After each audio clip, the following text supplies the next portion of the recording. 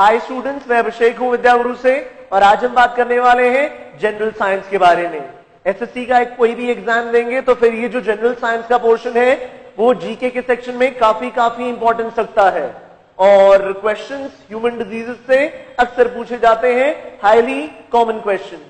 तो अगर ये जो वीडियो अब हम देखने जा रहे हैं आपको अच्छा लगे तो आप इसे लाइक करें, सब्सक्राइब करें, शेयर करें। अगर आप हमारे चैनल को सब्सक्राइब करते हैं तो आपको सीक्वेंस में वो सारे के सारे वीडियोस मिलेंगे जो भी हम रिकॉर्ड करते हैं, आपके पास नोटिफिकेशन आएगा, आपकी लर्निंग ज्यादा से ज्यादा होगी। चलिए सेशन स्टार्ट करते हैं। देखिए कुछ डिजीजेस हैं जो मैंने बोर्ड पे लिखी हुई हैं और उनको कुछ कॉलम्स में डिवाइड किया हुआ है, ये आपको नजर आ रहा है। तो जरा इन डिजीजेस के नाम याद करने की कोशिश कीजिए। Common cold, AIDS, dengue, measles, mumps, rabies, yellow fever, smallpox, chickenpox, polio, hepatitis, influenza, इन सब डिजीजेस को एक कॉलम में क्यों रखा गया है? जाहिर सी बात है, इनमें कुछ कॉमन है। इनमें क्या कॉमन है? इनमें कॉमन है कि ये सभी वायरल डिजीजेस हैं। ये सभी डिजीजेस वायरस से होती हैं।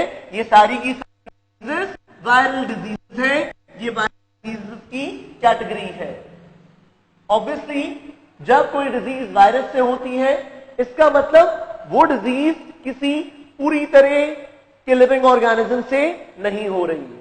याद रखिए स्टूडेंट्स, वायरस को कनेक्टिंग लिंक कहा जाता है। कनेक्टिंग लिंक किसके बीच में? लिविंग और नॉन लिविंग वर्ल्ड के बीच में। वायरस ना तो पूरी तरह लिविंग है ना पूरी तरह नॉन लिविंग है और वायरस जब किसी होस्ट की बॉडी में एंटर करता है तो पैरासाइट की तरह फिर मल्टीप्लाई करना शुरू कर देता है, रिप्रोड्यूस करना शुरू कर देता है। आप समझ लीजिए वायरस अदरवाइज नॉन लिविंग है। ये लिविंग सिर्फ तभी बनता है जब ये किसी ऑर्गेनिज्म की बॉडी में एंटर करे। तो फिर ये लिविंग और नॉन लिविंग वर्ल्ड के बीच का लिंक है, उसके बीच की कड़ी है। पूरी तरह लिविंग नहीं कह सकते आप इस वायरस को।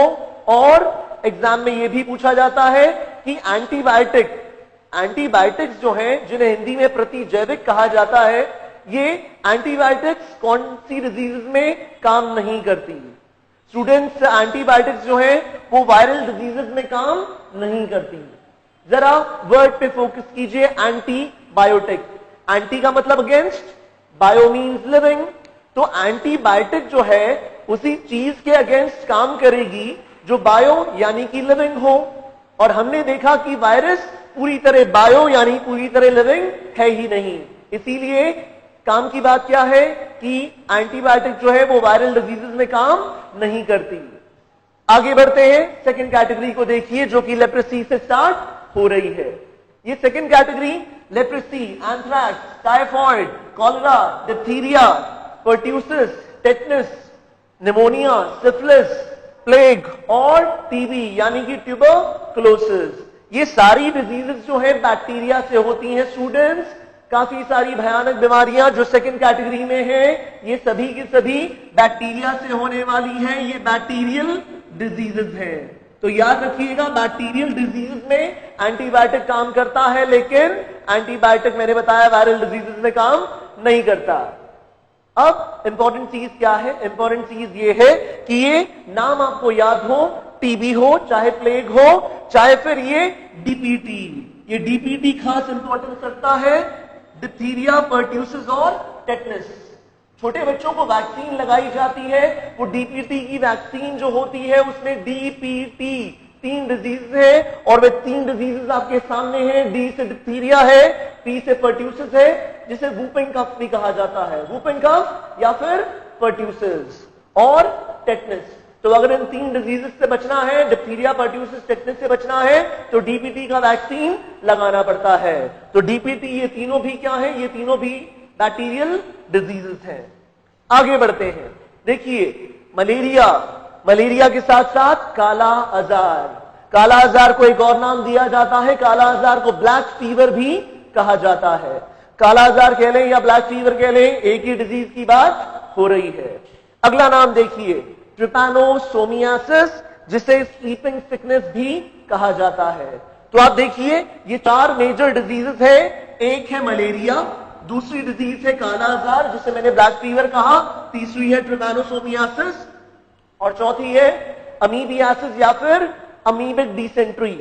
ये चारों की चारों डिजीजेस ना तो वायरस से होती हैं ना फिर बैक्टीरिया से होती हैं, ये एक और कैटेगरी है। इस कैटेगरी में हम कह रहे हैं प्रोटोजोआ काम कर रहा है। कौन काम कर रहा है? प्रोटोजोआ काम कर रहा है। ये सारी प्रोटोजोअन डिजीजेस हैं, प्रोटोजोआ से होने वाली बीमारियां हैं। एसएससी का बहुत ही कॉमन क्वेश्चन है, मलेरिया प्रोटोजोअन डिजीज है। मलेरिया प्रोटोजोअन डिजीज है और इस प्रोटोजोआ का नाम होता है प्लाज्मोडियम।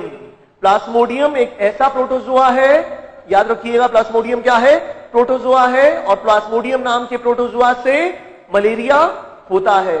जब फीमेल अनोफ्लीज मॉस्किटो हमें काटता है तो हमारी बॉडी में, हमारी ब्लड स्ट्रीम में क्या छोड़ जाता है? प्लाज्मोडियम नाम का प्रोटोजोआ छोड़ जाता है, जिसकी वजह से फिर फाइनली हमें मलेरिया होता है। फीमेल अनोफ्लीज मॉस्किटो क्या है? कैरियर है, रोगवाहक है, किसका? मलेरिया का। तो फिर इंपॉर्टेंट फंडा, फीमेल अनोफ्लीज मॉस्किटो कैरियर है। कैरियर अक्सर पूछ लेते हैं स्लीपिंग सिकनेस का और काला आजार का। कैरियर वो होता है जो आप तक डिजीज को पहुंचाए, जो डिजीज कॉजिंग ऑर्गेनिज्म आपकी बॉडी में छोड़ जाए। जैसे कि मैंने बताया प्लाज्मोडियम हम तक कैसे पहुंचता है? मच्छर के काटने से, फीमेल अनोफ्लीज मॉस्किटो के काटने से। उसी तरह ट्रिपैनोसोमियासिस का वेक्टर यानी कि रोगवाहक कौन है स्लीपिंग सिकनेस का? ये है सीसी फ्लाई। बहुत ही कॉमन क्वेश्चन है। सीसी fly is the vector of sleeping sickness और ट्रिपैनोसोमियासिस। सिमिलरली काला आजार का वेक्टर भी पूछ लिया जाता है। काला आजार जिसे आप ब्लैक फीवर भी कहते हैं या लिशमेनियासिस भी कह सकते हैं। लिशमेनियासिस कह लीजिए, ब्लैक फीवर कह लीजिए, काला आजार कह लीजिए। इसका वेक्टर कौन है? इसका वेक्टर है स्टूडेंट्स सैंड फ्लाई। कौन सी fly? Sand fly. Sand fly kala azar का और स्लीपिंग सिकनेस का कौन है? स्लीपिंग सिकनेस का वेक्टर है सीसी फ्लाई। अब रिंगवर्म और एथलीट्स फुट, रिंगवर्म और एथलीट्स फुट ये अलग कैटेगरी की डिजीजेस हैं। ये दोनों डिजीजेस जो है फंगस से होती हैं, फंगल डिजीजेस हैं।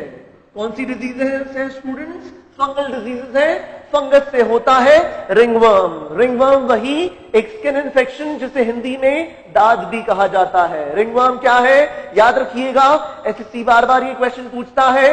इसलिए पूछता है क्योंकि जैसे ही स्टूडेंट्स यहां पे वर्म देखते हैं उन्हें लगता है जरूर ये किसी कीड़े से होती होगी, लेकिन रिंगवर्म ना ही किसी फ्लैट वर्म ना ही किसी राउंड वर्म से होती है। रिंगवर्म तो फंगस से होती है।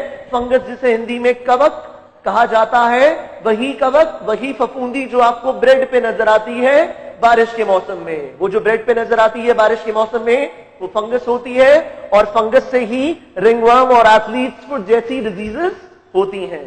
तो स्टूडेंट्स ये जो डिजीजेस पढ़ी हैं इनके नाम आपको मेमोराइज करने होंगे। एग्जाम में यहां से क्वेश्चन लगभग हर बार होता है। Thank you so much.